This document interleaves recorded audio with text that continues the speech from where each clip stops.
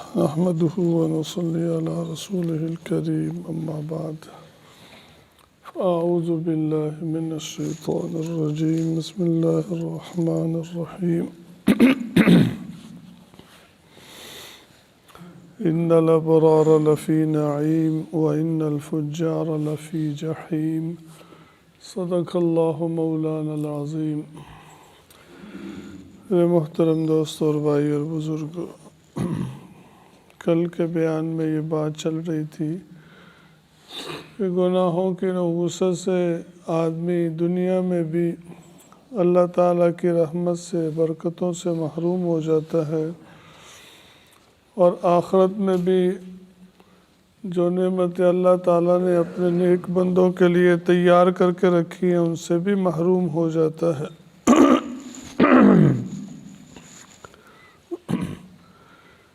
آج ایک حدیث کا مفہوم بیان کریں گے۔ ترمذی شریف کے اندر یہ حدیث آئی ہے جس کا مفہوم یہ ہے، حضور پاک صلی اللہ علیہ وسلم نے ارشاد فرمایا کہ میری امت کے اندر جب یہ 15 چیزیں یعنی یہ 15 گناہ کے کام ہیں، یہ جب اس امت کے اندر آ جائیں گے تو پھر دنیا کے اندر ہی طرح طرح کے عذاب اور مصائب اور پریشانیوں کے اندر امت مبتلا ہو جائے گی، اور پھر فَارْتَقِبُوا عِنْدَ ذَلِكَ رِيحًا حَمْرًا، پھر انتظار کرنا جب یہ حالات ہو جائیں تو پھر سرخ آندھیاں ہوں گی اور زلزلے آئیں گے اور زمین کسی جگہ دنسا دی جائے گی اور مسلسل آزمائشوں کے پہاڑ ٹوٹ پڑیں گے اس امت کے اوپر جب یہ امت یہ کام کرنے لگ جائے گی۔ حضور پاک صلی اللہ علیہ وسلم نے فرمایا اِذَا اتُّخِذَ الْفَيْءُ دُوَلًا، کہ جب فے جو مال غنیمت ہوتا ہے اس کو لوگ حکمران اپنا ذاتی مال سمجھنے لگ جائیں، اس میں ناجائز تصرف شروع کر دیں قومی خزانے کے اندر، جیسا کہ آج کل بھی ہو رہا ہے۔ جو بھی آتا ہے حکمران دونوں ہاتھوں سے خزانے کو لوٹتے ہیں، اربوں روپے قرضے لیتے ہیں اور ملک مقروض سے مقروض تر ہوتا چلا جا رہا ہے۔ وَالْأَمَانَةُ مَغْنَمًا، دوسری خصلت اور بری عادت یہ ہے کہ لوگ امانت کو مال غنیمت سمجھنا شروع کر دیں گے۔ کس کے پاس کوئی چیز رکھوائی یا کسی کو کوئی چیز بیچی، وہ پھر اس کے پیسے ہی نہیں دیتا۔ پیسے لینا آج کل کے دور میں کسی سے بہت ہی مشکل ناممکن ہو گیا، لوگ پیسے مار جاتے ہیں۔ امانت کے اندر خیانت عام ہو جائے گی معاشرے کے اندر، یہ بھی آپ نشانی دیکھ رہے ہیں۔ حدیث میں آتا ہے ایک آدمی نے حضور صلی اللہ علیہ وسلم سے سوال کیا کہ متی الساعہ یا رسول اللہ، قیامت کب آئے گی؟ آپ نے فرمایا اذا ضیعت الامانۃ فانتظر الساعہ، کہ جب امانت کو ضائع کیا جانے لگے، اس میں خیانت کی جانے لگے تو پھر قیامت کا انتظار کرنا۔ جب تک انسانوں کے اندر، امت کے اندر امانت داری کی صفت پائی جاتی ہے، حالات ٹھیک رہتے ہیں۔ اور ایک حدیث میں آتا ہے اذا وسد الامر الى غیر اہلہ فانتظر الساعہ، کہ جب معاملات اہم امور نااہل لوگوں کے سپرد کر دیے جائیں تو پھر قیامت کا انتظار کرنا، پھر سارے نظام درہم برہم ہو جاتا ہے۔ سفارش کے ذریعے سے پیسے لے کر بڑے بڑے عہدوں پہ نااہل لوگ جن کو قرآن کے سپاروں کا پتہ نہیں ہے ان کو وزیر تعلیم لگا دیا جائے گا، وزیر داخلہ کو قل هو اللہ اوپر دیکھ کے بھی نہیں پڑھنی آئے گی۔ ایسے نااہل لوگ جب بڑے بڑے عہدوں پہ آ جائیں گے تو اسلامی جمہوریہ پاکستان کا پھر کیا بچے گا؟ تو آج کل بھی یہ حالات، یہ تیسری نشانی بھی پائی جاتی ہے بدقسمتی سے، جو نااہل لوگ ہیں بڑے بڑے عہدوں کے اوپر جعلی ڈگریوں کے ساتھ رشوت دے کے، پیسے دے کے میرٹ پہ انتخاب نہیں ہوتا، کرپشن کے ذریعے سے نااہل حکمرانوں کو سلیکٹ کیا جاتا، سلیکٹڈ، جیسے آج کل وزیر اعظم سنتے رہتے ہیں کہ زبردستی جن کا حق تھا ان کو ہٹا کے اور کرپشن کے ذریعے سے جو سب سے بڑا عہدہ ملک میں ہے وزیر اعظم کا، وہ بھی سلیکٹڈ اور نااہل آپ دیکھتے ہی رہتے ہیں۔ تو ایسے حالات میں ملک تباہ نہیں ہوگا اور قوم برباد نہیں ہوگی تو کیا ہوگا؟ اذا وسد الامر الى غیر اہلہ فانتظر الساعہ، جب بڑے بڑے اہم امور، معاملات نااہل لوگوں کے سپرد کر دیے جائیں تو پھر قیامت کا انتظار کرنا، یہ بھی امانت ہے۔ بڑے عہدے تو یہ جن کا حق بنتا ہے ان کو دینے چاہیے، تب ملک کا نظام صحیح چلے گا۔ اور کل ہی ہمارے استاد ہیں جامعہ مدنیہ قدیم کے محترم صاحب، ان کا بیان میں سن رہا تھا، وہ بیان فرما رہے تھے کہ ہمارے بزرگوں نے، بہت سارے بزرگ ہیں جنہوں نے قیامت کے قریب ہونے کو بیان کیا، اور قیامت سے پہلے جو بڑی نشانیاں ہیں، ایک نشانی امام مہدی علیہ الرضوان کے ظہور کی ہے کہ وہ حضور پاک صلی اللہ علیہ وسلم کی امت میں ایک شخص ہوں گے اور بڑے اعلیٰ درجے کے انسان ہوں گے، امام ہوں گے، اس امت کی خیر خواہی رہنمائی فرمائیں گے، قرب قیامت سے پہلے وہ ظاہر ہوں گے۔ تو وہ بیان فرما رہے تھے مختلف بزرگان دین کے حوالے سے کہ انہوں نے پیشین گوئی کی ہے کہ ان کا ظاہر ہونا قریب ہی کے زمانے کے اندر، اور یہ بھی فرما رہے تھے کہ اس وقت آدمی کو چاہیے ایسے حالات کے اندر جب فتنوں کا دور ہو، مسلسل فتنے ظاہر ہوں گے، قرب قیامت ایک فتنہ ختم نہیں ہوگا، دوسرا شروع ہو جائے گا۔ حضور پاک صلی اللہ علیہ وسلم نے ابھی جو میں نے حدیث بیان کر رہا ہوں اس کے اندر فرمایا کہ ایسے فتنے آئیں گے کا نظام بال قطع سلکہ، جیسے کہ کوئی موتیوں کی لڑی ہوتی ہے، اس کا دھاگا کاٹ دیا جائے، اس کے موتی مسلسل لگاتار پے در پہ گرتے ہی چلے جاتے ہیں۔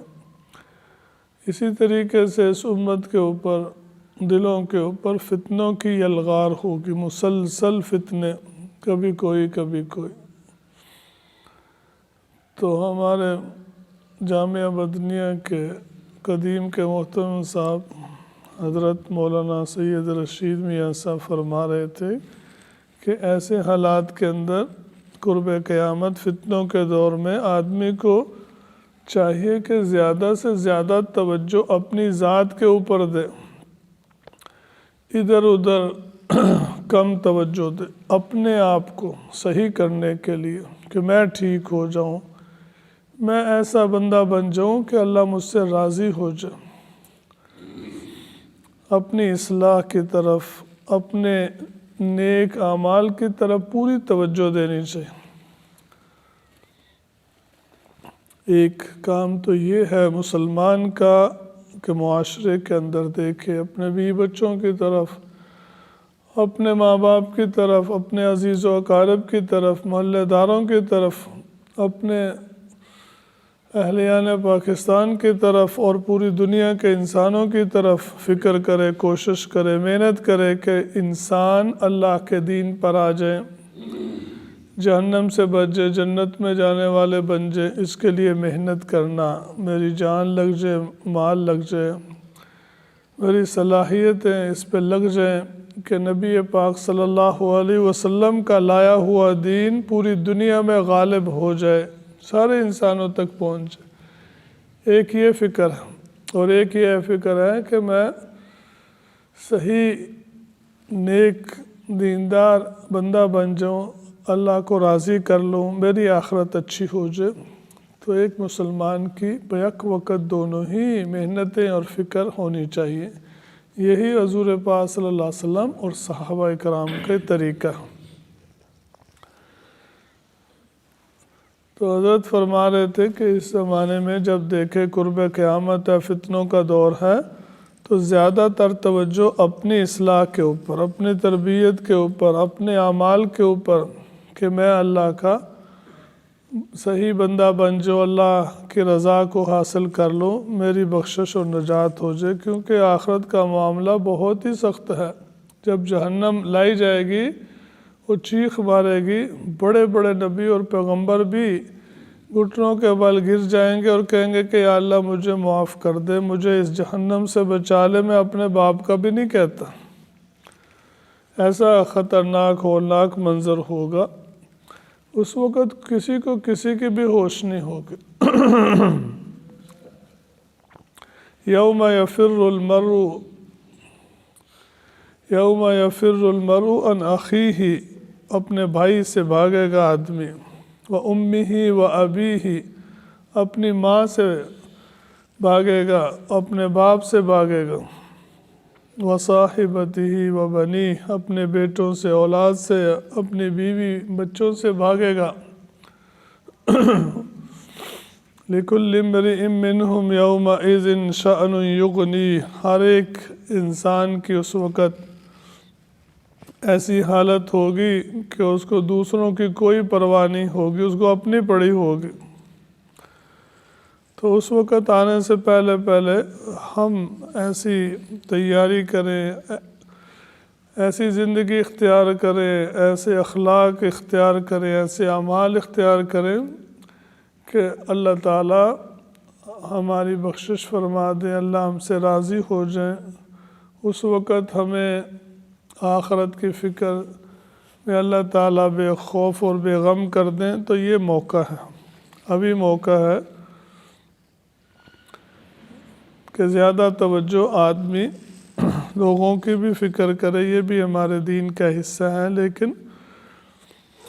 زیادہ تر توجہ اپنی اصلاح پہ، اپنی تربیت پہ، اپنے اعمال پہ، کیونکہ جب انسان لوگوں کو زیادہ توجہ دیتا ہے تو اپنے اعمال میں کمی اور سستی یقینی طور پہ آ جاتی ہے، اور اپنے اعمال کی طرف، اپنی ذات کی طرف توجہ دیتا ہے تو دوسروں کی طرف اس کی توجہ کم ہو جاتی ہے۔ تو اس لیے یہ موقع ایسا ہے، قرب قیامت کا فتنوں کا دور ہے، دوسروں سے زیادہ اپنی اصلاح پہ توجہ دینی چاہیے۔ ہر بندہ کہ ایسی جماعت، ایسی تنظیم، بہت سی ہیں، جماعتیں ہیں، تنظیمیں ہیں، فکریں ہیں، انجمنیں ہیں کہ لوگوں کی دوسروں کو ٹھیک کرنے کے چکر میں زور لگا رہے ہیں، اور نتیجہ کیا نکلتا ہے؟ نہ دوسرے ٹھیک ہوتے نہ خود ٹھیک ہوتے۔ اگر میں بیان کروں کہ یہ سارے لوگ ٹھیک ہو جائیں، ان کے لیے بیان کرتا ہوں، مجھے کوئی فائدہ نہیں ہوگا۔ تو نیت اپنی کرے کہ جو میں بیان کرتا ہوں،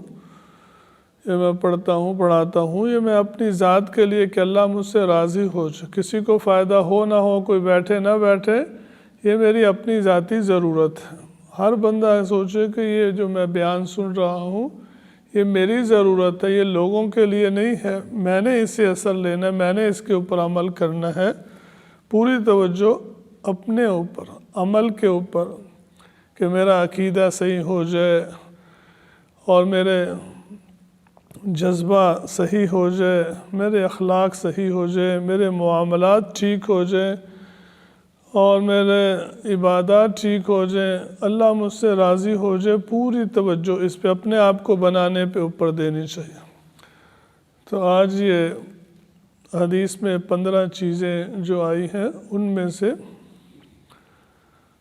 3-4 کا بیان کیا ہے کہ جب یہ گناہ ہوگا، مال جو قومی خزانہ ہے اس کو حکمران اپنا ذاتی مال سمجھ کے اس میں تصرف کرنا شروع ہو جائیں گے، اور